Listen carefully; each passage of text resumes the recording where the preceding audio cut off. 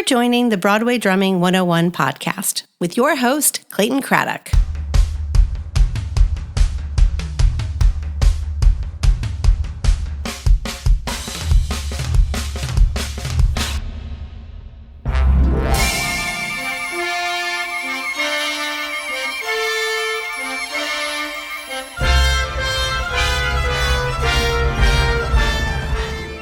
Rich Rosenzweig is a veteran of 10 Broadway shows and just started his 11th, Company, featuring Patti LuPone. In addition to several national and international tours, Rich has also been the regular drummer for the Encores series at New York City Center.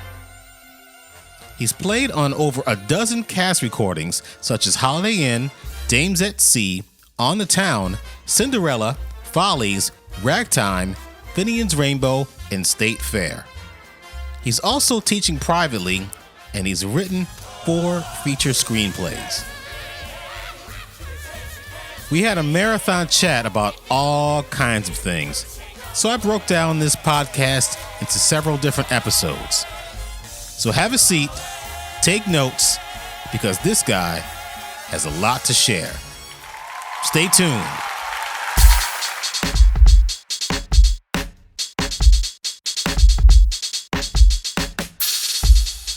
If you like what you hear on the show, subscribe to the Broadway Drumming 101 newsletter at broadwaydrumming101.substack.com. That's Substack, substack.com. The Broadway Drumming 101 newsletter is your one-stop shop for everything you'll need to know about playing drums for Broadway musicals. When you subscribe to the newsletter, you'll learn about what it takes to be a successful pit musician with content delivered directly to your email inbox 2 to 3 times a week. For $5 a month or $50 a year, you'll have a backstage pass to the world of a Broadway drummer playing on a hit show. As a paying subscriber, you'll receive behind-the-scenes access to the life of a musician who makes a living on Broadway. You'll also be able to read every post, not just those occasional free ones. You'll get access to all newsletter issues in the archives and have an ability to participate in subscriber-only comments and events. If you become a founding member for a gift of only $75, you'll receive discounted private drum lessons and a 25% discount on future promotional products. If you'd like to make a direct contribution to the production of this show, you can reach us at Venmo at Clayton-Craddock, Cash App at Syncopated, that's CINCOPATED, or PayPal at Clayton Craddock. Any amount of support will be appreciated. Thank you for listening.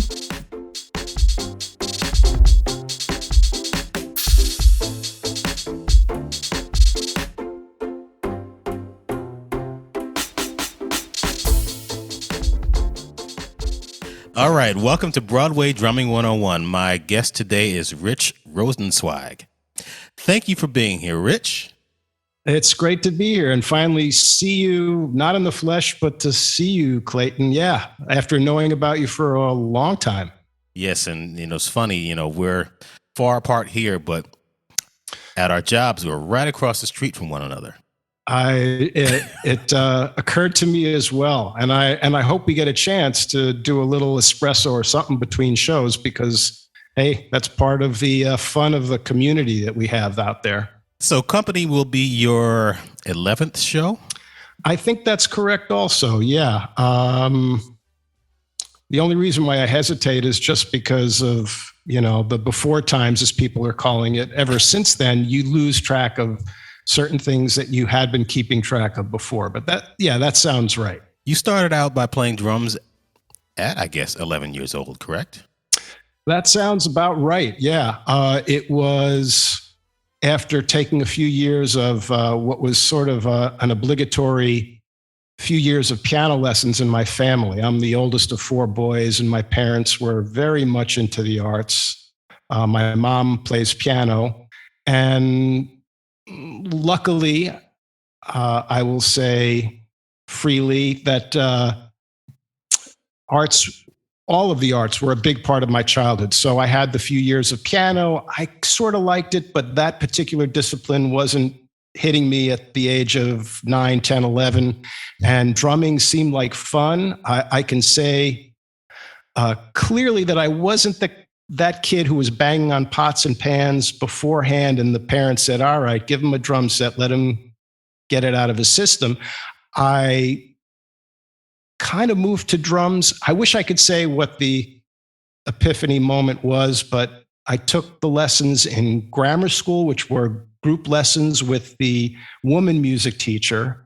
And I only make a point about that is because that would have been at that time in the 60s, very clearly a music teacher who knew a little bit about everything. We all had our drum pads and we took the group lessons. It seemed like fun. And then it took not only the love of music, which was what I was obsessive about, and a teacher that I got, I think, towards the end of my years in junior high, a guy named Harry Sabanjan, who actually died relatively young, but was a fun guy to have, and he came over the house. And so I got those lessons with him for about 4 years. So what are group drum lessons like? I don't think I've ever really done that. Yeah, especially as a kid.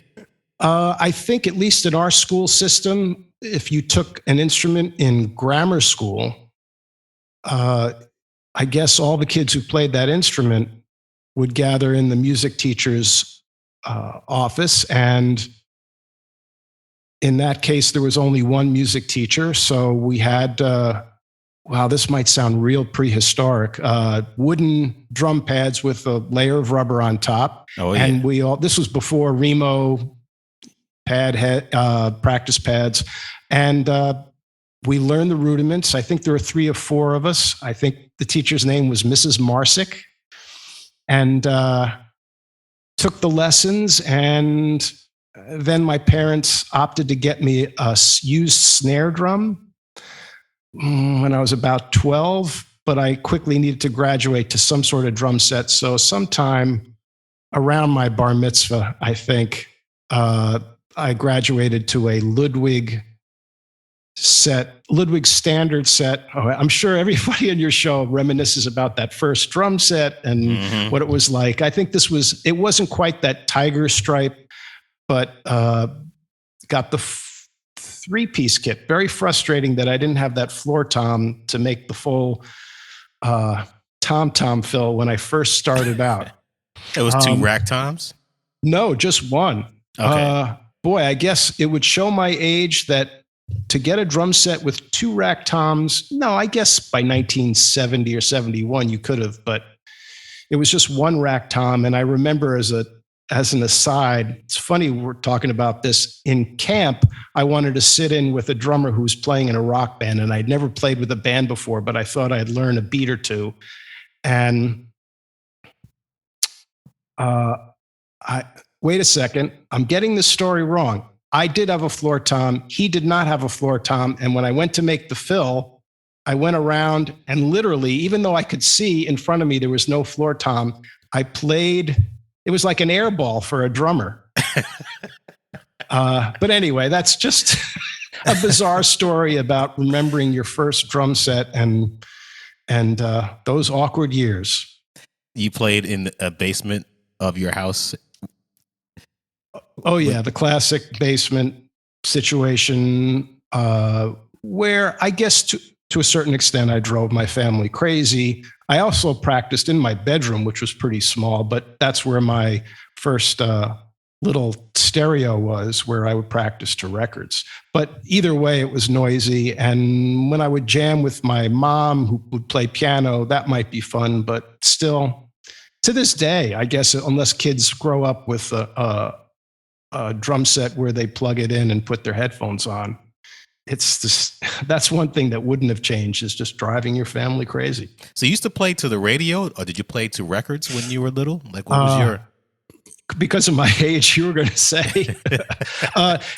No, that's a good question. I can. And I was even going to ask you, when you say you were practicing, what were the first records that you played to? I certainly listened to my transistor radio or the clock radios. That was always exciting to get the new upgrade when they went from analog to digital. Listened to the radio all the time, recorded with my Craig cassette recorder, the top 40. but I had a record player, and I can remember that the first singles that I played along to, Evil Ways by Santana,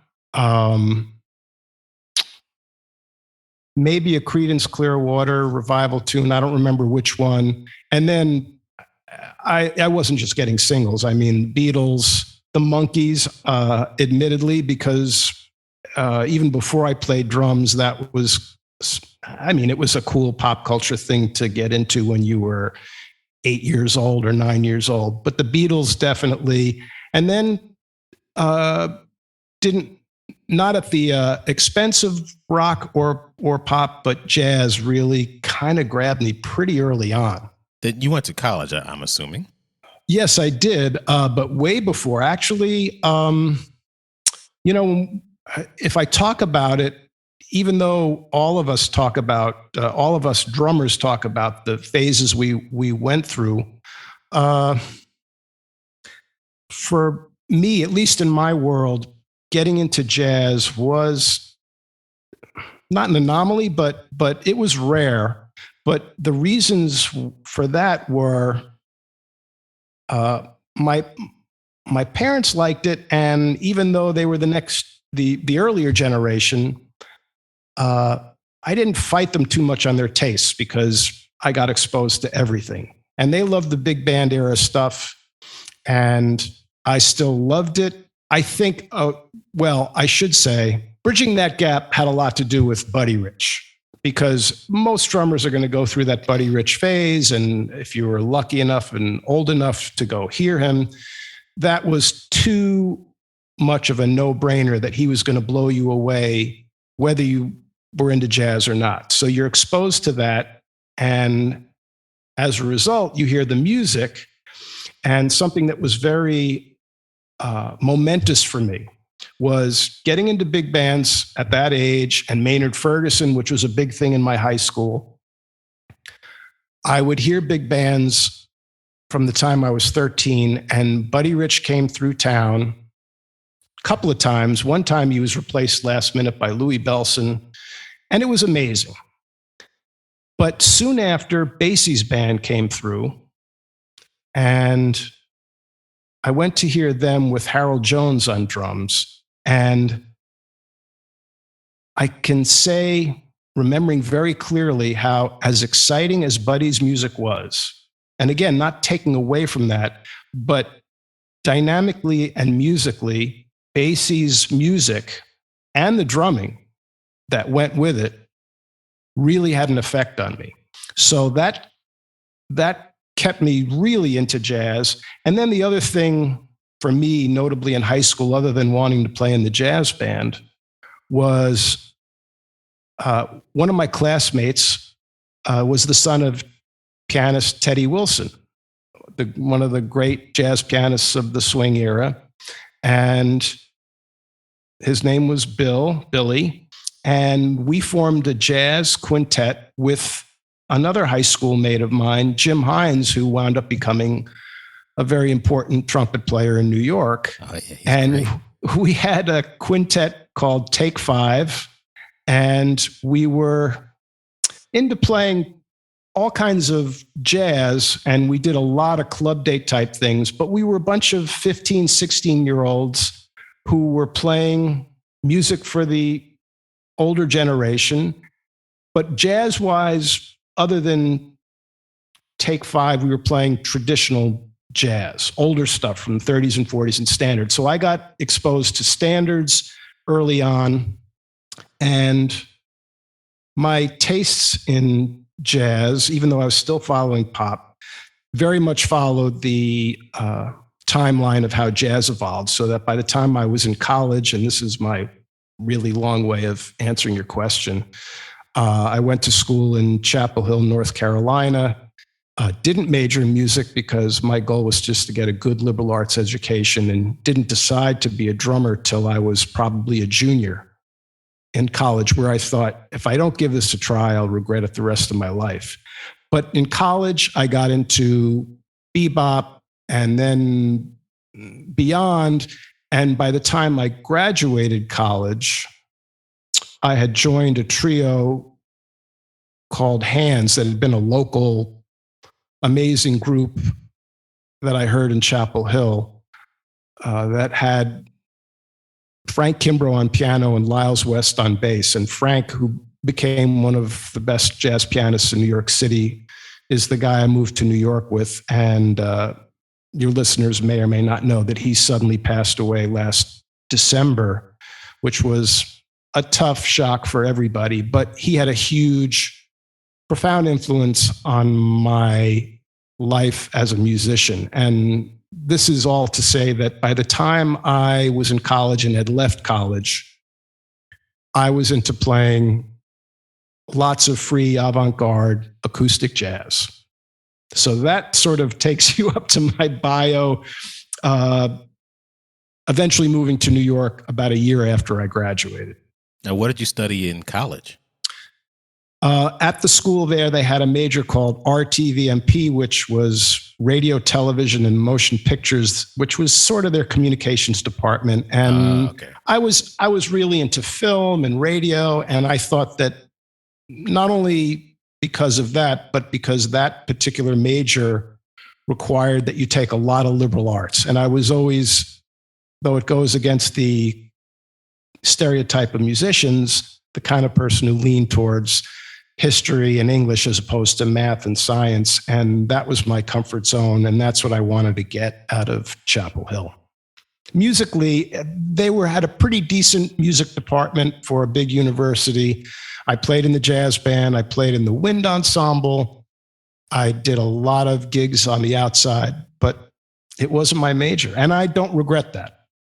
Now, why University of North Carolina at Chapel Hill and not someplace closer to home? Good question. So the bottom lines for me when I went were, I think my folks were probably a little overwhelmed that I was the first of four boys that they hoped would go to college. And they said, all right, we probably are not going to be able to do a private school for you because that would be expensive. So a state school, and if you don't want to go to Rutgers, which was a great school for a kid who grew up in New Jersey and would have been less expensive because it was in state, they said, you can do a state school, but wherever you want. And I wanted to be on the East Coast, but I didn't want to be too far from home. I didn't want to be 10 minutes from home. So I picked four schools, UMass, where I had to at least visit because Max Roach was a teacher there. And I thought, damn, I got to check that out. And the day I visited the school, when I was looking at schools, he was not around. So that put a little damper on that visit. But when I did visit the other schools, I went to University of Virginia to check it out, which is a beautiful school. But Chapel Hill just struck me as a really good, actually liberal haven for a place that was otherwise in the middle of Jesse Helms land, who was the senator at the time, who was, let's just say, not the most forward-thinking dude at the time. But Chapel Hill was cool. It seemed fairly liberal, although I quickly found out that the student body was more conservative than I thought, and the faculty was always pretty liberal. You said you were a film buff. Yeah, always. I mean, in thinking about doing this, and you're thinking about like reviewing things that were a big part of your childhood and your life, I think I always came back to the fact that I was just obsessed about all the arts. And I was a huge movie fan, comedy fan. I was obsessed for a while with old monster movies like Frankenstein and Dracula. And other than subscribing to Mad Magazine, like a lot of kids my age, which you're introduced to satire, I subscribed to Famous Monsters of Filmland, which was a really geeky magazine that focused, excuse me, on all the classic old, especially the Universal movie monsters like Frankenstein and Dracula. I had the posters.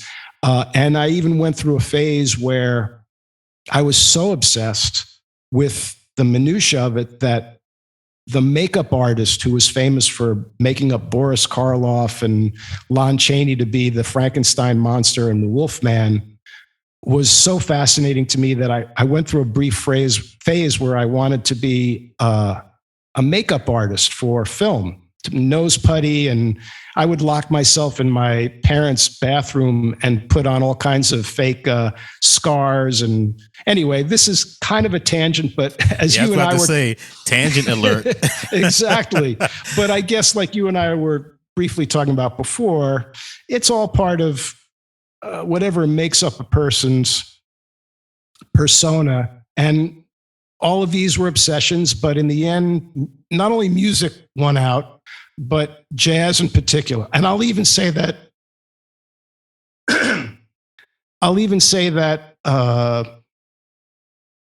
beyond being obsessed about drums, I think I was also that type of musician that it was more about the music and wanting to be a part of music in a bigger sense rather than being a drumhead in terms of it being all about the gear and being obsessed about the drummers who had incredible technique, which was all cool. But in the end, I was more obsessed about the music itself. I don't know if that makes sense. If you know what maybe you can clarify that. When you look at films, do you look at it from the bigger picture? It's like, oh, I want to.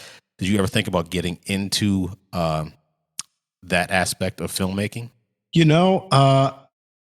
Firstly, I would get out of the way that I've never aspired to be a composer. However, you're getting into something that, yes, is interesting for me. And first, I'll just say, going back to what you're saying before, yes, time and again, and listening to your podcast and talking to other people about Broadway drumming, it always hits home that what we do when we're working on Broadway is a very unique beast that always, at time and again, you're reminded that there's no gig like it. And I did hear Warren talk about it, and it was interesting to be explained the way he explained it. But as far as and we are a cog in that huge machine, more so than any other type of music, where you're still learning in a band. You're the drummer. You're not. It's not just you, but you take that to the highest level. And that is the Broadway musical, more than an opera, more than even just a dance performance where there might be live music. Now, having said that, as far as connecting the visuals to music, I have always been obsessed with music soundtracks and how they affect film, and became a fan of certain film composers pretty early on, I guess. For an average kid, you become aware of, and certainly before John Williams, who was maybe the first star film composer of the last 50 years. But when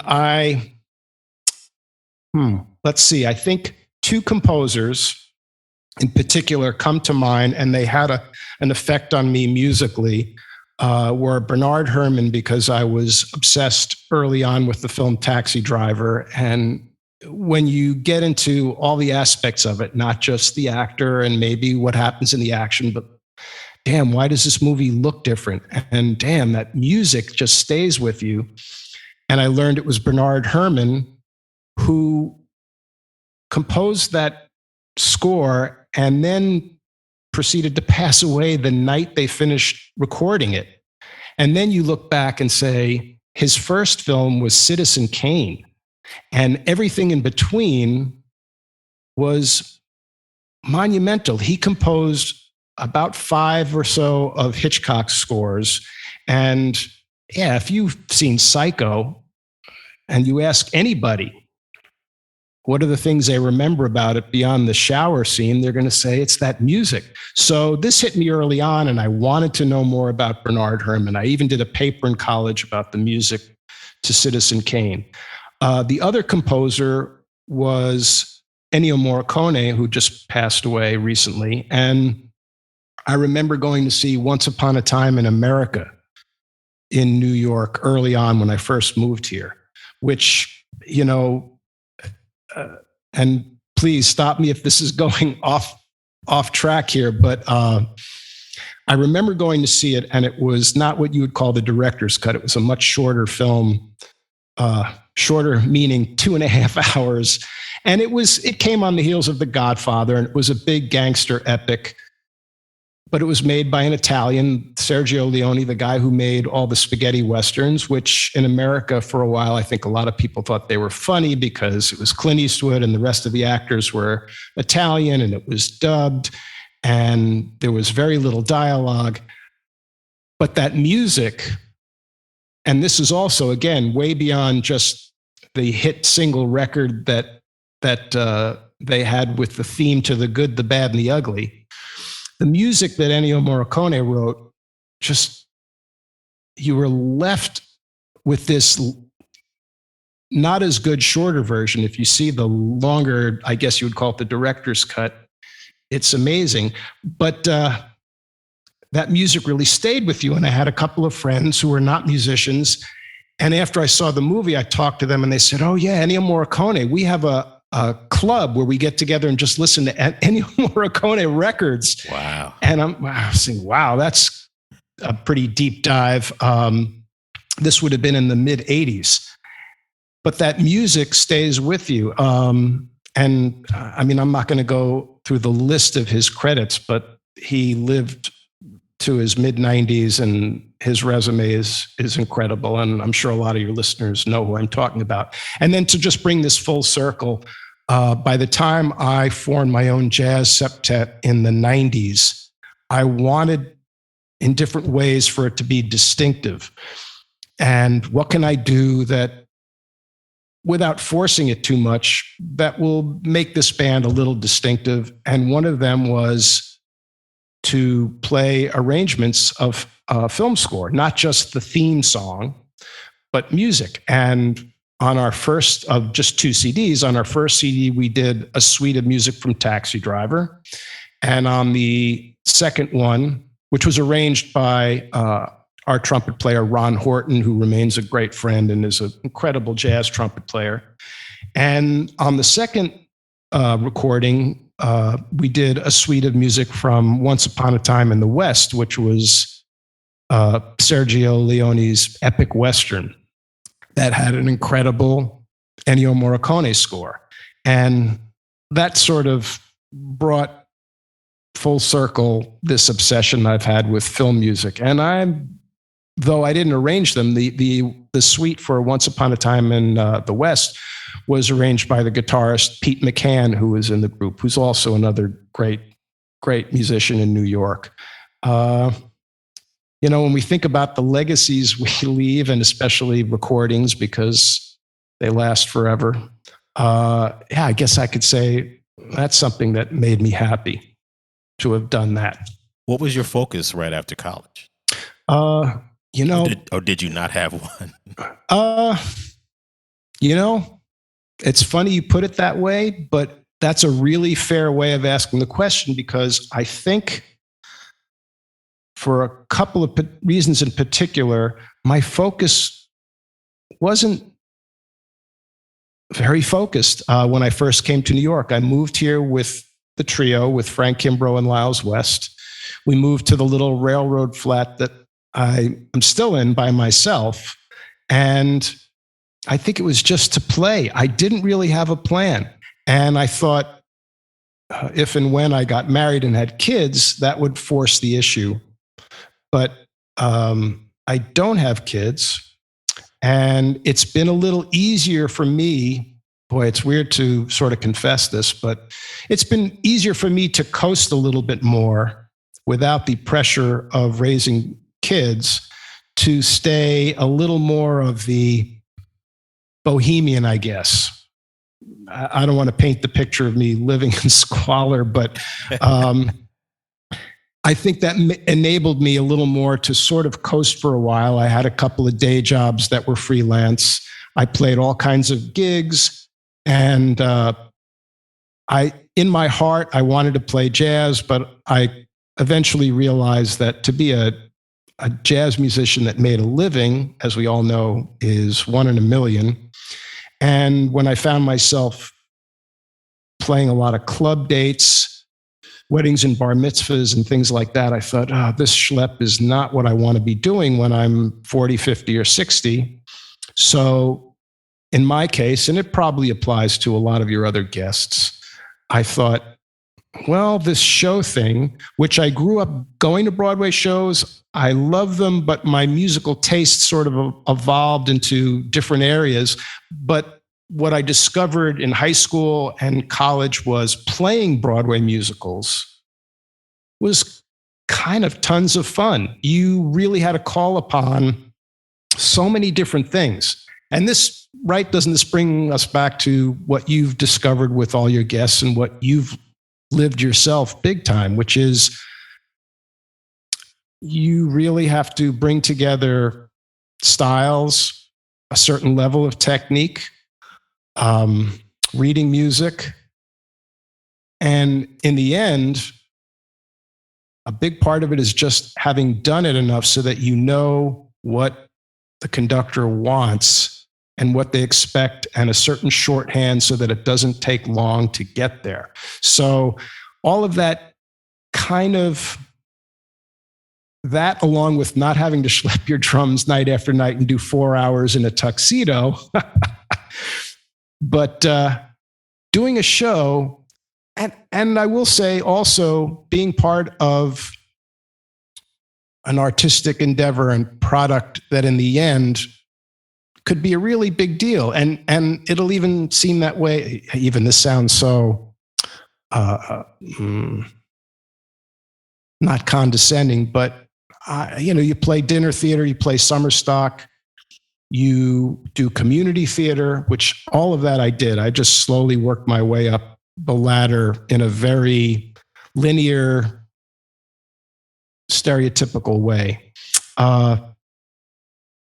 You get to be surrounded by a huge pool of talent, not just the musicians. And when you're that cog in a big machine, there's a certain level of fulfillment and satisfaction. And the other obvious thing, though, of doing shows is the steady work and knowing that the gig is there.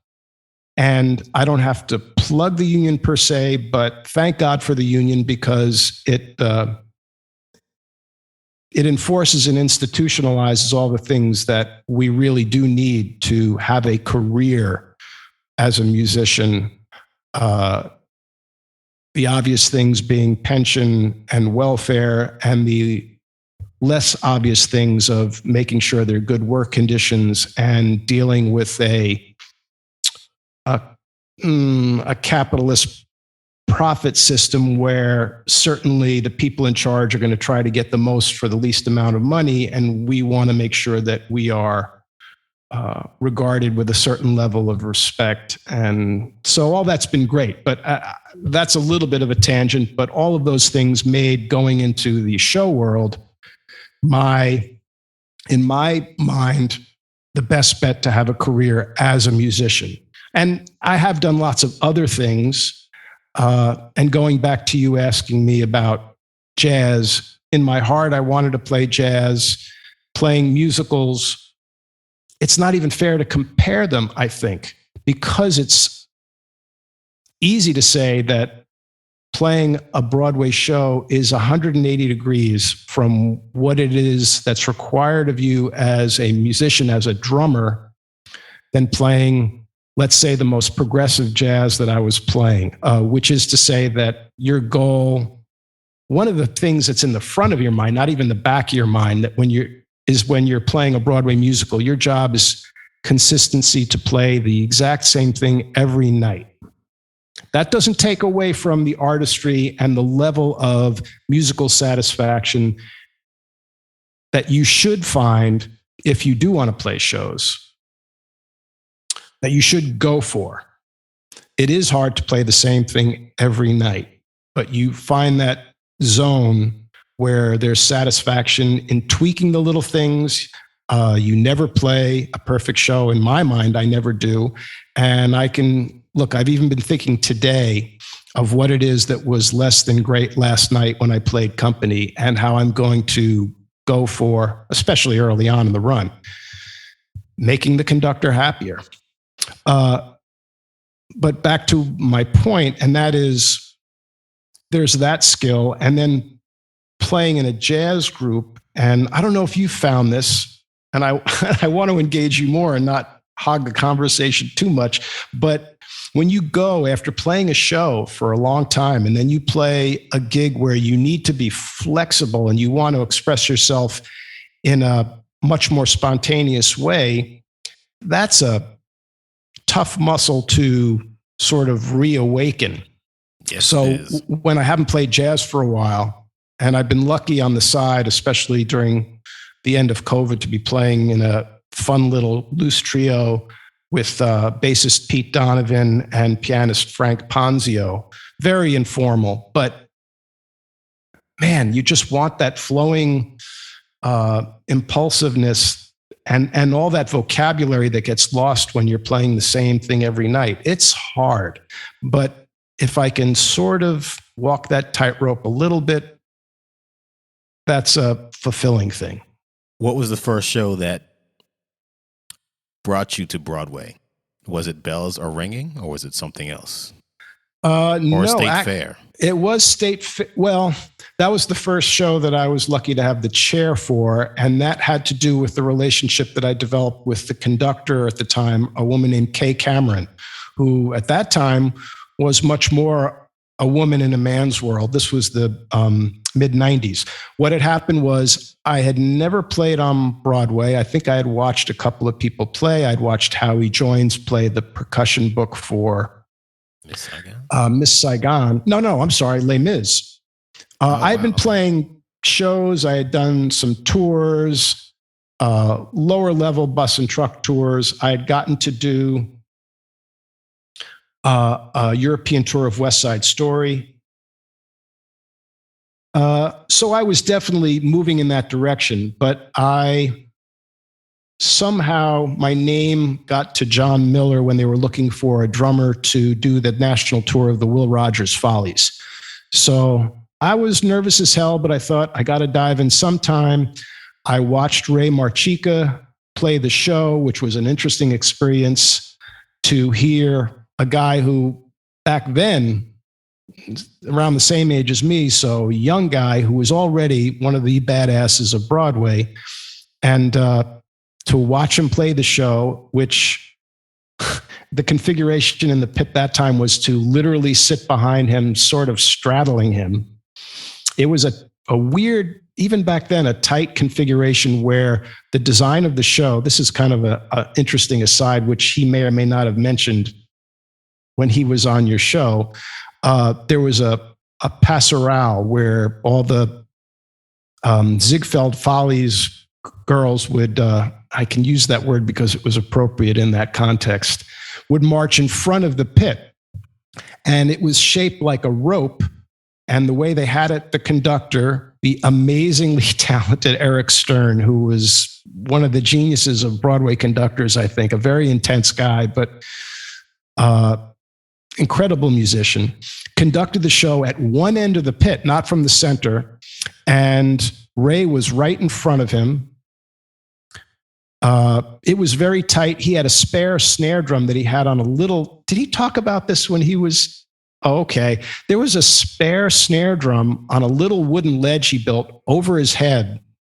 I don't know if it's because he broke heads regularly. He may or may not have, but I believe it was very soon after I watched him play the show for the first time that the snare fell on his head and split open his forehead. It was a little messy. And I know that Ray's the kind of guy who probably didn't drop a beat, but I sat behind him.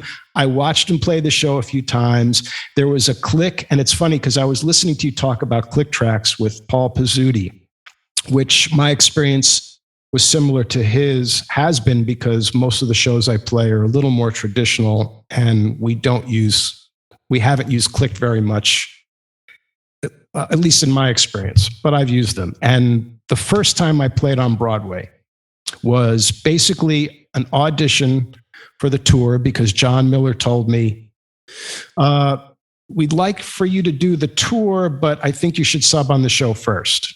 So again, I thought, all right, I got to dive in. It'll be my first time playing on Broadway. I went in. Eric was pretty intense. I had never used a click track before in my life. And the first opening number, which was huge, was on a click. And I was sweating bullets, and everybody's got their version of this story. I played the first act. And oh, by the way, that band was amazing. There were two guitarists and Larry Campbell, who played the great guitarist and pedals. I think he played pedal steel as well.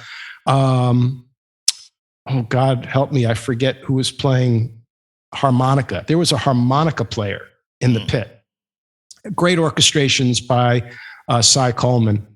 I'm sorry, by Billy Byers. Cy Coleman wrote the music. And John Miller stuck his head into the pit after Act One to look at Eric Stern like, can this guy play? And I remember seeing Eric give a thumbs up, or actually, yeah, he gave a thumbs up. I got through the show. I wound up subbing about 7 or 8 more times before I went out on the tour. And I'd say, again, this is my long-winded way of answering your question, that was my real introduction to Broadway. I did that. I went on the tour with the conductor, Kay Cameron. We developed a relationship which, as all of us know, is a big part of how drummers get hired. She then hired me for what was the pre-Broadway tour of State Fair, which was the first time a Rodgers and Hammerstein movie musical was turned into a live show. And that went to Broadway, didn't run very long, but that was my first time having my own chair. And as is with many of our gigs, a lot of the short runs, whether we perceive them as stinkers or great shows, because we don't have the same perspective as people in the audience, doesn't matter. Musically, professionally, some of those stinker shows are our best experiences. The band is great. The vibe is great. We love playing the show. State Fair had its issues, but it was a really great band, and that was my first time having my own show. So State Fair lasted for how long? I want to say 3 or 4 months. Wow.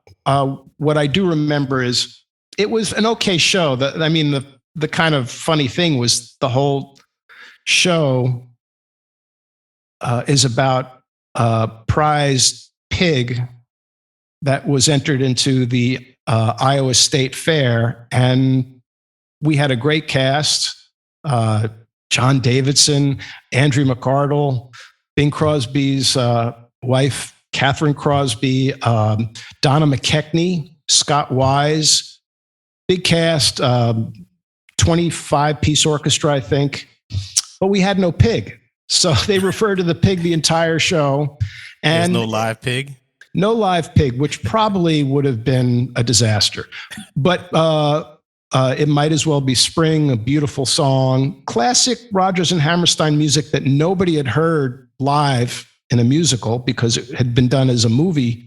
And we wound up opening up, among our other challenges was, I believe we opened up at the same time, a very celebrated revival of The King and I opened up, which was a story of a few shows I did. And I guess everybody has these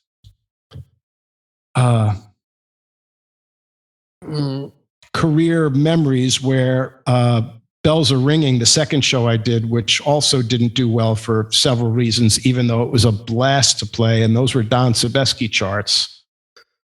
As an aside, I watched Paul Pizzuti play that revival of Kiss Me, Kate, mainly not because I was going to sub, but because Don Sebesky had orchestrated that show. And he quickly, in his brief time orchestrating for Broadway, because he was one of the hippest jazz orchestrators of the 70s and 80s, quickly got a reputation for writing really complex orchestrations that gave every musician a shitload to do. He was told, all right, here's a classic musical like Kiss Me, Kate or Bells Are Ringing. It was written for 30. Do it for us for 15. And he would write the shit out of it and then give it to everybody. And at the rehearsals, I mean, the joke was the sound of brass playing Don Sebesky charts was the sound of dropping mutes. And there would be a drummer who had to play percussion. And we've all done that. But Don just wanted to put it all there. And he was a great guy. And at rehearsals, you'd say, Don, I just don't think I can do a triangle roll and a timpani pass and play a shaker at the same time. And he'd just smile and go, just do what you can do, man. But you knew he was the kind of orchestrator who had to just put it on the paper and try it. So I watched Paul play Kiss Me, Kate. It was a little terrifying because he was, and this was before a Billy Miller machine. And as you know, when you're playing a show that has drums and percussion, and you're the person, you're inevitably sticking a triangle beater in your mouth and a slide whistle under your armpit. And I watched him do it, and it just seemed very like, how the hell would I sub on the show?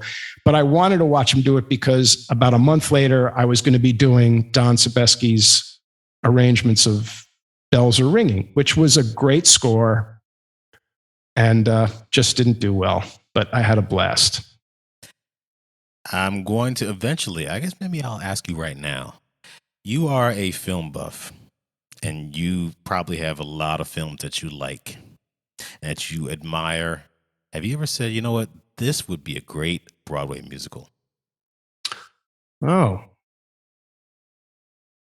You know, that's a fair question to tie in everything here. But honestly, I think my brain probably over the years has gone more to when someone decided that they were going to turn a movie into a musical, and you just wanted to be there at that first meeting and smack them in the face and say, oh, please, please.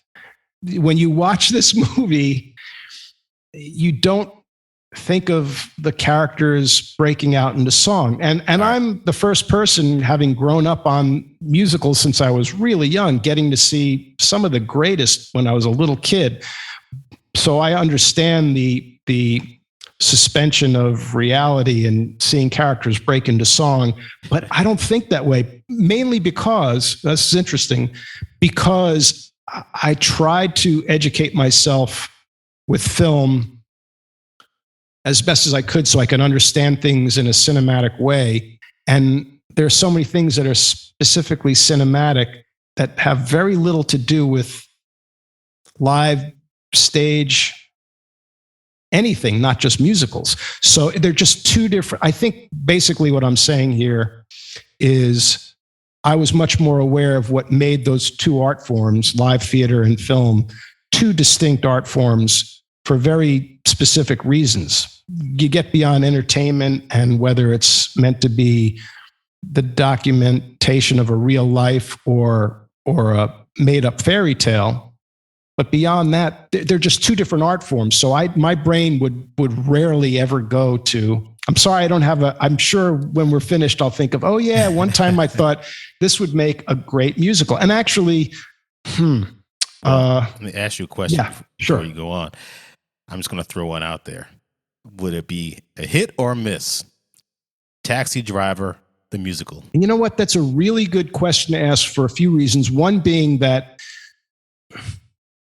we think about things in terms of commercialism and which things were hits. But the truth is, if you have the right artists behind something, the sky should be the limit. It's art, and it should always never be held back by someone thinking it's a silly idea, because it all has to do with who wrote it. And it's funny you should mention that, because there was a big article in the New York Times just today about West Side Story and about people, reviewers and artists talking about how relevant it is today and how dated and unwoke it is because the movie's coming out. And yes, that's the perfect illustration of talking about do you want to see a bunch of kids in a gang singing and dancing? And the truth is, it's a hard show to pull off for that reason. But in its purest form, without a doubt, that music is arguably the greatest, as far as I'm concerned, the greatest music ever written for a musical. I hate to say the greatest anything, but in my mind, when I was a kid, so seeing a high school production of it, it really grabs you, and that's really a testament not to the idea of saying, let's do Romeo and Juliet, which is a very romantic story on top of it being a very violent story, and set it to music and dance and modernize it. Well, before you even go on there, sure. Sorry, I don't want to. No, it's okay.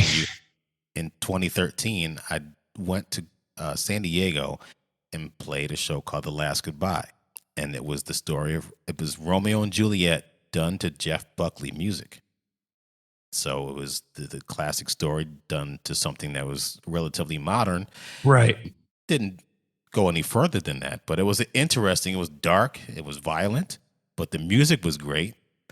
And they needed to work on some stuff, but people had an idea and they just made it happen. So anyway, those are all good things that are actually even making me think right now, which is that I am the first person, I might not say it out loud, but when I hear someone says, they're doing a musical about King Kong, or they're doing a musical about Spider-Man, and you want to go, oh, really? Please. And yet you just stop for a second and you think, if it really is true that the sky should be the limit, yes, if you did a musical about the Jets and the Sharks and you had the right composer, and let's face it, Bernstein really does stick out amongst other Broadway composers who might have been amazing or who are amazing, but brought something to it that made you think it's possible. So I think what we might want to say here is that as much as history might show that a lot of these are dopey ideas because of what might drive creative people to make a successful Broadway musical that will make money, because the capitalism will always play into this. And knowing that that's a big part of it,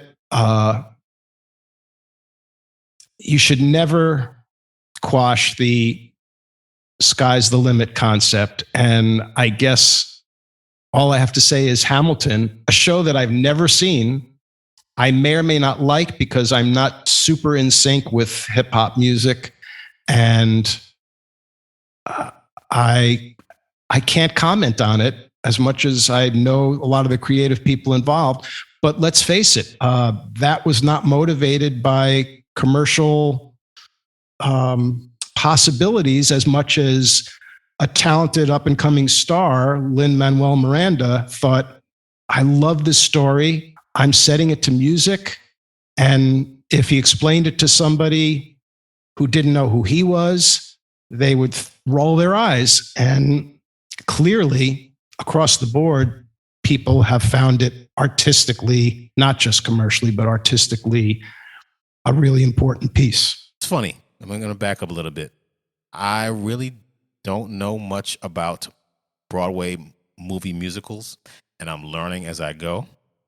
And I don't even know much about Broadway, and I'm learning as I go. 20 years in, I'm still learning who the famous composers of the 40s and 50s and 60s were. Right.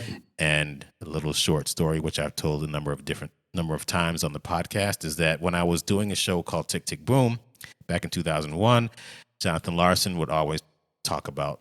I'm going to interrupt. Did you do that? I saw Jonathan Larson perform those tunes at the Village Gate. Oh, really? No. Does that? Okay. I didn't do that. No. There may not have even been drums in that, but go ahead. Yeah. I think there was. I don't know who was on, doing that back then. I was trying to be a rock star back in the 90s. But well, we all are at some level, metaphorically and or literally. But yeah, go ahead. In 2001, when I did Tick Tick Boom, he was always talking about Stephen Sondheim, and at the end of the show is a voice message from Stephen Sondheim. So during rehearsals, I think I asked Stephen or Remus, it's like, who the hell is Stephen Sondheim? It was like, shh. Right. Don't say that out loud, at least around theater people. Yeah. Exactly. It's like being in a jazz club. Miles Davis, who's that? Yeah. So, I learned who he was. And so I'm going back over a lot of, I didn't really even know who Audra McDonald was when I got that gig playing with her. I was like, my girlfriend was like, oh my God, you with Audra McDonald. She's about to win her 6th Tony Award and blank. I'm like, okay, let me play some jazz. But anyway. And by the way, you sound fantastic. I as you may know, I played a little bit of What a Little Moonlight Can Do. Yes. With the trio and Audra singing her, I almost want to say bizarrely incredible impression, because that's not her voice normally. And I was telling George Farmer how the rhythm section not only was swinging and great, and how great you all sounded, but how particularly appropriate was for that particular time and place that you were trying to recreate, which partly because of my movie music obsession, I'm obsessive about. So I'm just saying it as an aside, you guys had a great groove that you copped on that. Anyway, that was the Audra McDonald thing, but go ahead. Yeah. So just to let everybody know, Rich has a great podcast called Big Noise from Planet Earth. Definitely check it out. George Farmer is on one of the episodes, and they were talking about our approach to the music for the show Lady Day at Emerson's Bar and Grill. Right. And how we actually really did sit there in the dressing room and listen to albums from 1959. And he wanted me to hear certain musicians and just immerse ourselves in that period. So we weren't trying to sound like, Elvin Jones and Ron Carter, and that was way past. That was not what that was about. Right. No, let me ask you this to your point. Do you not find, and by the way, not knowing who someone is, we're all going to experience that several times throughout our lives, because especially when we think we know everything or we think we've been around, someone's going to say, do you know so-and-so? And you say no. And we're going to find out that feels embarrassing afterwards. So we all should experience that, because that's how you learn. Yeah. But even more importantly, have you not found, as you've evolved through your world in Broadway, that it's one of the things that I find most enjoyable is copying a style and something that's appropriate to that era, which is not always that easy for Broadway, because Broadway can sort of make things sound a little generically Broadway. But if you can bring something, and on Lady Day at Emerson's Bar and Grill, you guys were a perfect example of like, all right, whether people in the audience know it or not, you're bringing them to a time and place, and you work specifically on that style. That's a really good point that you made, that George said the same thing. You can't just play, even if you're just playing a simple tune with brushes, you can't play it like Elvin. Right. So with other shows that I've done too, you have to immerse yourself in whatever era music that you're going to be trying to emulate. And you want to try to make it as authentic as possible. Even when we did Ain't Too Proud, we're trying to emulate the Funk Brothers, and we're trying, one of the better and most interesting compliments I got was from this guy named Aaron Spears. He's a drummer that played with Usher and a bunch of other people. He was in the audience one afternoon, and we got done, and I saw an inbox, a direct message on Instagram. It says, "Oh man, you sound great. You guys sound so authentic, man. Just here's my number and hit me up whenever you want." I'm like, feels good, huh? It's like, wow, this dude is actually listening. So yeah, it's really, it feels good to get compliments from people that you look up to saying that you sound right for that show, which is important to know the history of what you're doing and also knowing some of the background of what you're trying to do, because sometimes you're going to have to reach into that vocabulary, as we talked about before, and right. bring it to the show. So, which brings me back to not knowing who Stephen Sondheim was, which watching the movie of Tick, Tick, Boom, which my girlfriend and I watched 2 nights ago, seeing how much of an influence he was to Jonathan Larson, which he influenced Lin-Manuel Miranda, and who I'm sure Lin is going to influence a whole bunch of new people. But knowing where it all comes from, I think it matters. It makes a big difference. So going back to the movie buff thing, Right. and musicals, Irving Berlin's White Christmas. Okay, that's a good one to bring up because, and this would be almost in spite of the material. Now, I had never seen, as classic as it I'd never seen White Christmas.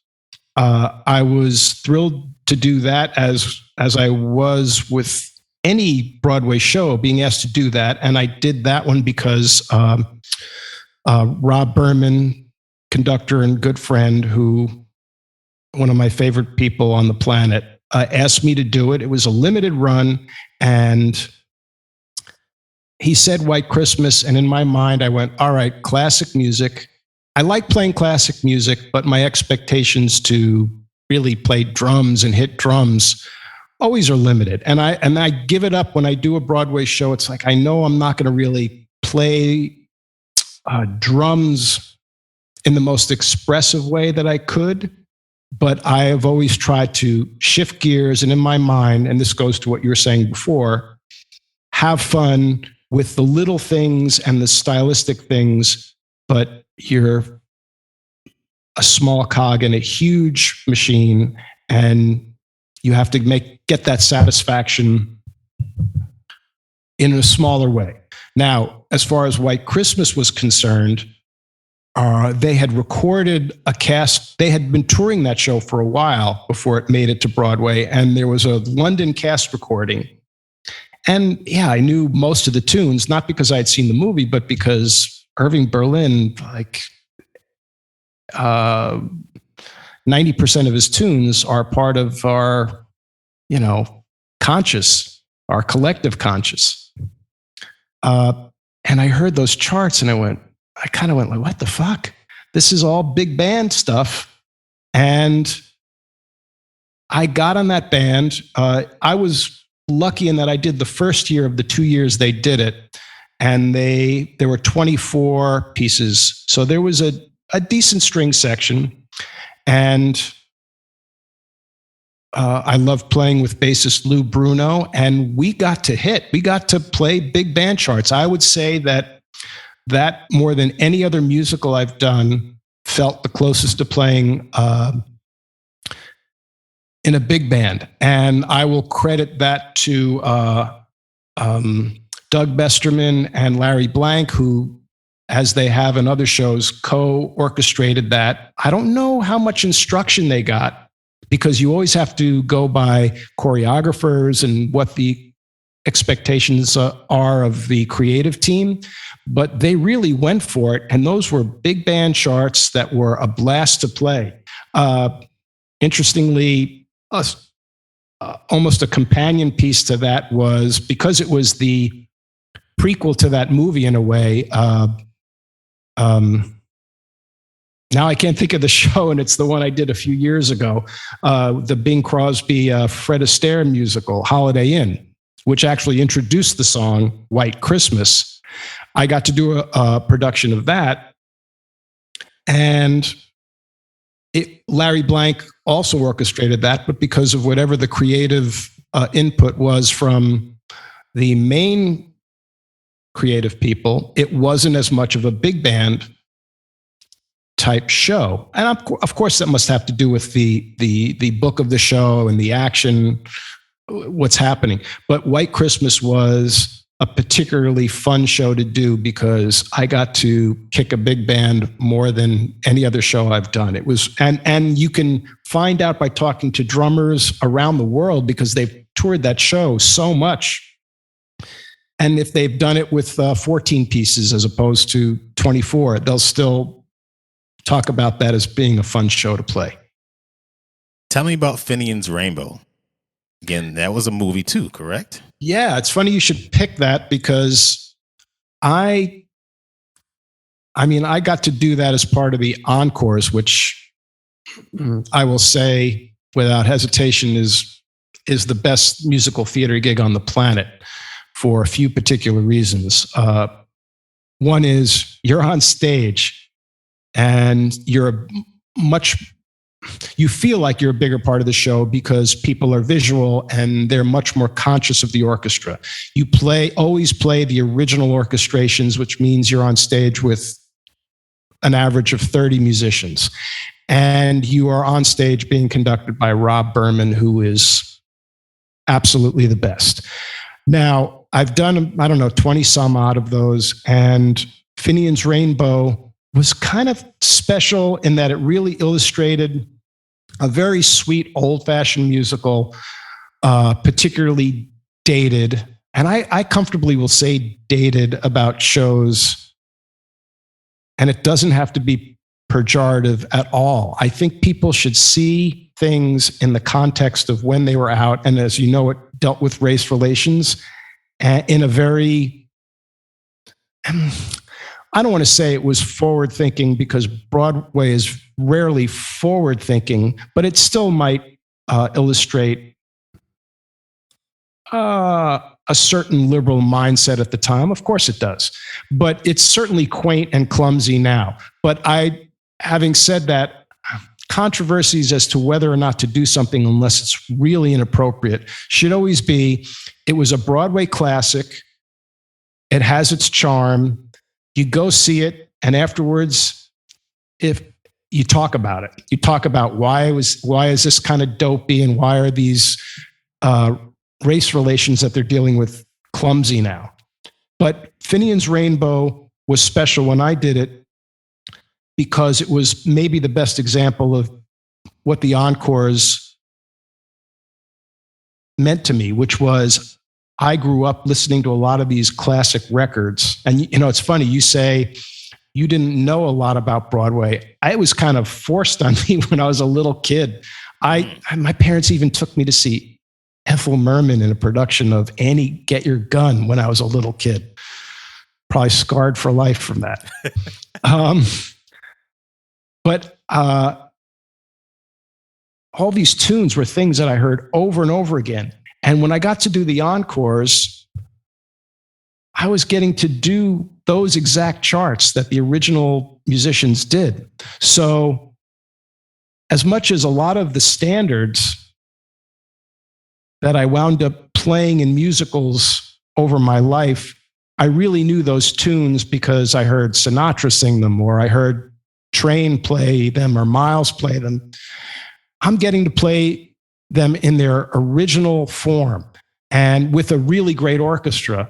And that is a singular thrill for doing the Encores for me, which is what it should be, because that's the whole point of the Encores is let's recreate it so that people now can see a semblance of what it was like to see Finian's Rainbow in, that would have been the mid-late 40s. 47, I think. Yeah, and it was weird. One of the luckiest moments in my life was they later decided to transfer that to Broadway. And at the time, I wound up being asked to do 2 other Broadway musicals. All I could think of to this day is all the other drummers thinking, Rich Rosenzweig, he's got to choose between 3 shows. Which 3 were they? Maybe it's egotistical for me to even think that any other drummer was even thinking of me, but knowing how competitive it is, I lucked out. I was asked to do that revival of Ragtime with also a great conductor and friend of mine, Jim Moore, and also a revival of Bye Bye Birdie, which I did a workshop of, which Paul Pizzuti wound up playing. which is also great tunes. We did a workshop with Charles Strauss there, the composer. And I had to choose between three of them. It was kind of bizarre for me to luck out, but it was just the timing. And Bye Bye Birdie was technically going to be a limited run because I think it was Roundabout. And it was timing in a way that just wound up having me choose Ragtime instead of Finian's Rainbow. And none of those shows ran for more than a few months. So it wouldn't have mattered. I don't regret the decision I made, but Finian's Rainbow, I saw it when they transferred it to Broadway. Billy Miller played the drum percussion book. And I will say that that's maybe the best example of a show that is unabashedly sweet and corny, and I enjoyed every minute of it. So Finian's Rainbow didn't run long, then you went over to Ragtime? No. I chose Ragtime, so I did the 1 week Encores version, which was almost this exact same thing, other than it was fully staged when they brought it to Broadway. Same leads. They shrunk the size of the orchestra, I think, for Broadway. But I made it a point, I might have even taken off from Ragtime just to see it, because I kind of wanted to see it. It was a great example of, hey, here's a show that my parents always spoke about. They saw when they were younger. And I wanted to see it from the audience, which is not usually the case. I don't see many musicals. Yeah, I've asked that question to a bunch of people. Do you see the musicals that you're in? And do you do that or do you not do that? And why? I would say, yeah, I know. You think that's a quick, easy yes or no answer.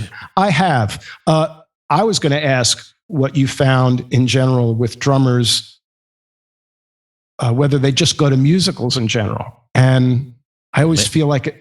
Yeah. What have you found? What's the only one that I know that does that regularly is Larry Lelly. Larry sees a lot of musicals just to know what's out there and what trends are, right, where the trends are. No, that's interesting. Sorry, I don't want to cut you off, but I have done that. I just, I have to have the money to do that. But if there's right, there's a chance at the beginning of your show that you're doing, and the company might have you go to another show that's either just opening at the same time, that's when we get the opportunity to see other people perform. It's always good to see your colleagues perform. And before I did Ain't Too Proud, I knew I had a show coming in, so I'd go check out other drummers and see what they did in their pits. But I like seeing the shows that I do for a couple of reasons, I guess.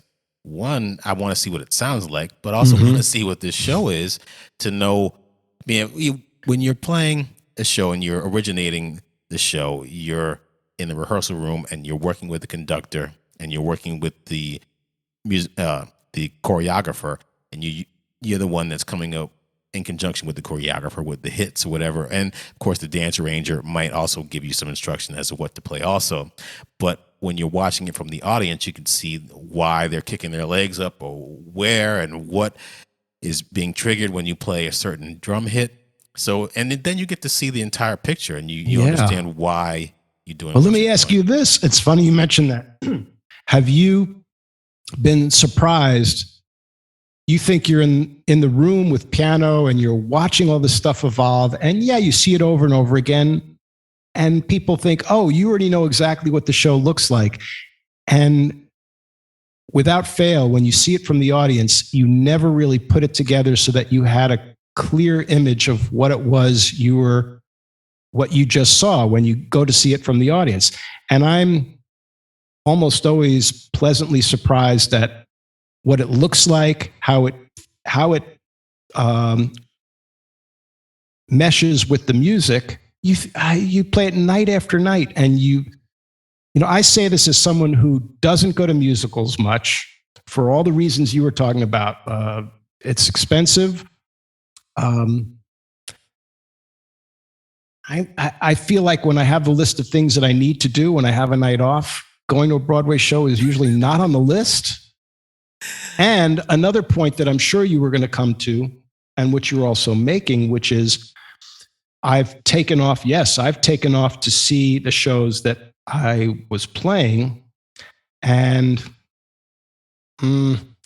this is, I guess it gets out into the public, but I have a feeling other guests of yours who are all very forthcoming confess that I think it's okay to say this, and sound people will not be crushed.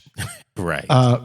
Because this is a psychological thing, not just an artistic thing. And that is when you're sitting in the middle of that sound, and yes, our egos are saying the band is the most important thing. Okay, there are singers, but you hear every little nuance of that orchestration, not even selfishly as a drummer, if you want to hear everything with the drums, but you hear all of that.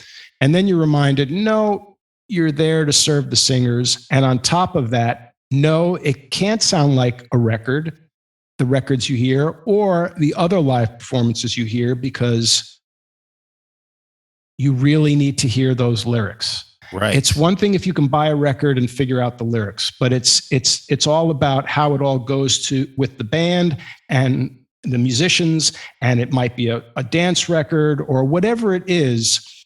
You have a show, not only is it the composer, if they're alive, they want you to hear those lyrics, but those lyrics have to drive the story, the narrative. Yeah. So you go out, the best example of this, which is a sound problem, and please forgive me, whoever was running the sound, but I did a recurring,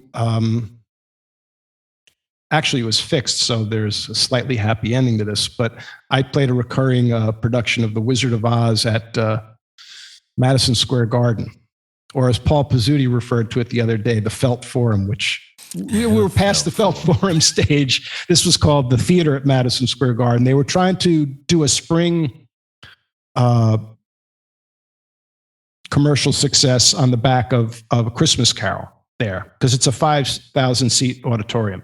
So we did a production of The Wizard of Oz, and it was meant to be a live. I keep doing musicals that are live musicals that were started out as movies.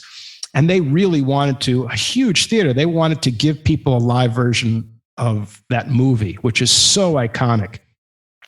And we were only 20 pieces, which you and I would think, it's a 5,000 seat auditorium, man up, go for it. Have a 50-piece orchestra is what we would really love, but okay. But 20 pieces, they built a pit because there was no pit. So we were on the floor in front of the stage. Huge visual experience. And I remember I thought, well, I want to see this from the audience, see if it's a big enough spectacle. And the first year, I sat out in what arguably would be a great seat, and I didn't know the orchestra had started. That's how quiet it was. So for me, wow. I mean, the overture, did I say the overture? Yeah. And you don't have to support any singing. So I would have thought, crank it up. It's the overture. It's what people hear in the movie. There's an overture over the credits, the beginning credits. So that's the extreme illustration of having to face the fact that as much as it's called a Broadway musical, that the music is not going to be as much in the forefront as you would think in your mind. And be prepared when you go hear a show, especially one that you're the regular musician with, and be prepared to, as we've all experienced, to not hear all of the things you've worked hard on for nuances. Not that they don't count, because first and foremost, you do it for yourself as a musician and for the musicians around you, because that's what making great music is about. And yes, it still translates to the audience at a certain level, just the way Freddie Green's guitar you almost can't hear, but it's a huge part of that bassy rhythm section. So don't ever take the nuances for granted. But when you're out in the audience, not only do you not hear it, this is interesting, but your attention is, especially since you've seen the show, but you've seen it from where you're playing drums, wherever, you're taken by what you're seeing and the performances, which have so much more depth than you think when you hear it every night, but don't see it. So you got to give it up. Whatever your artistic, not snobbery, but intensity is, that when you're in that audience, suddenly that rim shot at mezzo forte doesn't, you might not be aware of it, even though you're listening to your sub play it and you're all ready for it because you work so hard to make it work. It's all part of the show. The 4 shows that I've seen from the audience when I did Memphis the Musical, I was excited. I was overjoyed. I was like, this is so good. I mean, we won the Tony Award that year. I mean, it was a really good show. It ran for a long time. Then what did I do after that? It was Lady Day. Yeah, when I didn't get a chance to see Lady Day because I was in the show, and I'm not gonna. I wish I sub had. out, right? Did you sub out at all for Lady Day? I subbed out, which, looking back, I say, why did I sub out that show? It was so good. But, to do club dates and to do the other things, just like you talked about before, if you're doing the same thing over and over again, you lose the vocabulary to play other things. So it's important to get out there and do that. And then, why am I blanking? The shows that Ain't Too Proud. Well, part of it could be COVID brain fog. And look, if you've been lucky enough and, you've had a string of pretty successful productions, it's understandable. But watching the shows that I've done,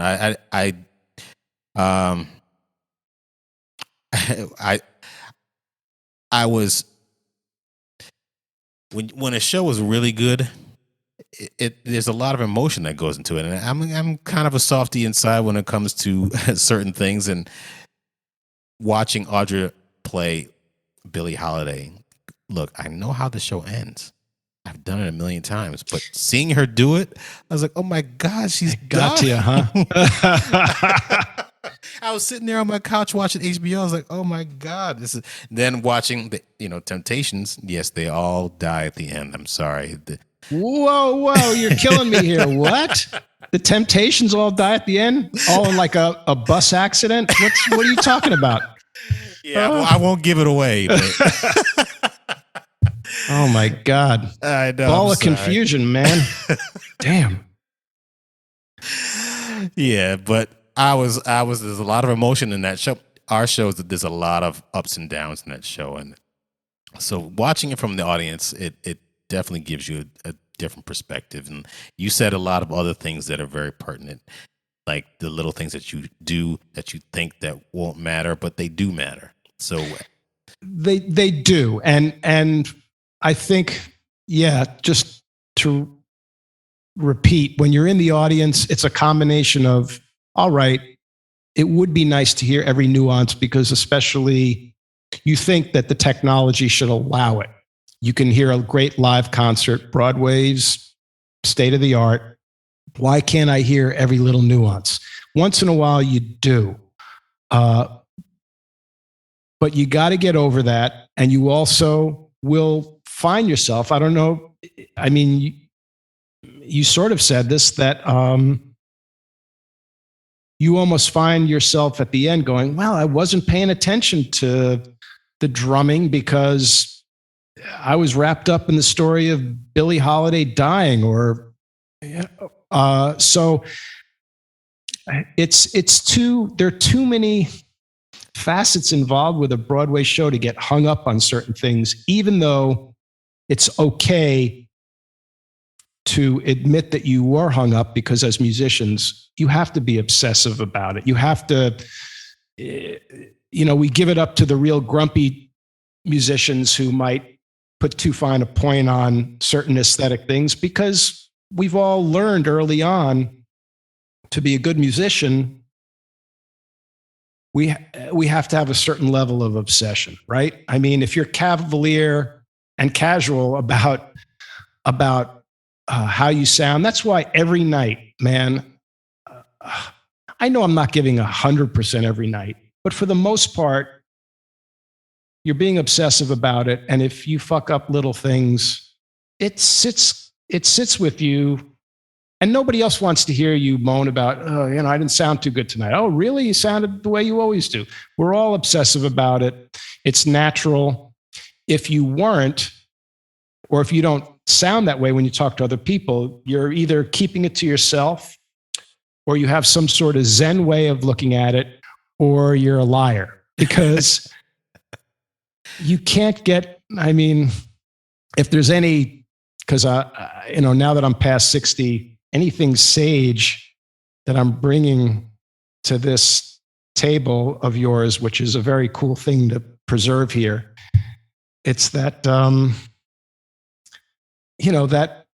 obsession is what drives us, and you have to not let it break you down in terms of getting too down on yourself, but you have to allow that level of obsession, I think, it's what serves you well in a lot of ways. Yeah, last night when I was playing my show, I don't know when the last time I dropped a stick was, but man, I dropped my stick like 3 times. I'm like, what is going on back here? And I was like, no, I can't do this. I can't drop my stick. What do you think it was? I have no idea. Well, I'm kind of switching sticks, so that might have been an issue. I'm trying to find, I've talked about this before, but trying to find, having the right equipment matters, because you're going to be playing the show 8 times a week, right? Hopefully for years. You don't want to hurt your hands, because your hands matter. So playing a stick that's too thin, too heavy, the wrong kind of wood, the wrong kind of beater, the wrong kind of taper, you got to get it right. So Carl Latham came in. He was watching me because he's going to be subbing soon, and he brought a new pair of sticks. I was like, oh, let me try these, and I liked them. So I was playing with them, but then I put them away, and I went back to my old sticks, and then they didn't feel right. So I was fumbling with them. So again, trying to play the right show, right? Perfect, is perfect as I can get it. I realized I wasn't doing it right, so I got rid of those sticks and brought Carl's sticks back. So I was playing, and I finished the show, and I think I aced the test. But I know why you would have dropped them, and it wasn't because of something physical that probably happened. It's just more than other situations. When you do the same thing every night, the skill becomes being in the right frame of mind to just be relaxed and do the show. And what I'm saying here is that if you do something repetitive every night, if there's something that throws off your brain, it could be in the recesses, something in your brain just made you think about the sticks, I think. And, that issue, because let's face it, if we were I shouldn't say if we were super relaxed, we would never drop the sticks. Physically, we know that the drummers we love, who seem to have the most relaxed grip in the world, will drop their sticks. But I just know, at least I'm projecting onto you, man, but that's one thing we also can all do, because at a certain level, we're all doing something really similar. We're bringing our own personalities, but being a Broadway drummer, like how I wrap this all back into the theme of your show, that, what's very cool about doing the show is you have all these different personalities, and whatever their histories are, whatever the similarities are, but more interestingly, the differences. But in the end, we're all doing something very singular. And so when you're playing night after night, I find personally, concentration, a certain type of concentration, is what it winds up being all about from night to night. Why I have a less than great show. I might even make more mistakes, or not more mistakes, but I never have a perfect show. But if I was relaxed, and what my brain in a relaxed manner told my body to play, if that flow was smooth At the end of the show, I'm happy. It's like, all right, it was a perfect show, but it felt good. It just felt relaxed. If something is making me uptight, it could be something overt, something that happened during the day, or just something that's sitting there in the back of my mind. I could play sonically the same show. Every other musician would sound like the exact same show, and I wouldn't feel as good afterwards. Does that make sense? Do you know what I'm saying? Especially when you're doing something night after night, where it's the minutia that changes the experience. Let's face it, we're going for doing it the exact same way, but the conductor feels slightly differently. In this case, I'm wearing headphones because I'm remoted from a booth, which is the first time I think I've done this on Broadway. And I have the great Michael Blanco's bass playing in my ear, and it's clear and it's amazing. But, you know, there are those little things at play that might throw you off. I'm not saying Michael's throwing me off. I'm saying things in the recesses of your mind. It's an interesting experience playing Broadway musicals night after night. And I remember hearing you talk about struggling with, and you're a youngster compared to a lot of the people you're interviewing, and you struggle with like, God, how long can I do this? And it's not, there's nothing against playing shows. I mean, let's face it, the other theme you've been dealing with is how a whole generation is growing up where they want to be a Broadway musician as opposed to 50 years ago. And before, it wasn't bad to be a Broadway musician, but it wasn't at the top of your list because you had to put up with playing the same thing every night. And now that's a skill, a psychological skill that you have to bring to the table. So now there's a whole generation who wants to do that. And I defy anybody, including the most enthusiastic 30-year-olds, if they're lucky and they get on a show, after year one, that skill is not so much you're a drummer. Oh, that's not the right way to put it. But your efforts are, a lot of your efforts are the right frame of mind, the right attitude, so that you go, hey, am I going to do this for another 5 years? Maybe. Am I going to worry about it until I decide I want to quit? You got to bring it, right? Thank you for listening to the Broadway Drumming 101 podcast. Head over to the Broadway Drumming 101 YouTube page where you'll find unedited conversations that I've had with some of your favorite musicians. On the YouTube page, you're going to find bonus content that I don't feature on my Instagram page or here on the podcast. Don't forget to subscribe and click on that little bell at the top so that you'll be notified when a new video is uploaded. Thank you for listening and stay tuned for more.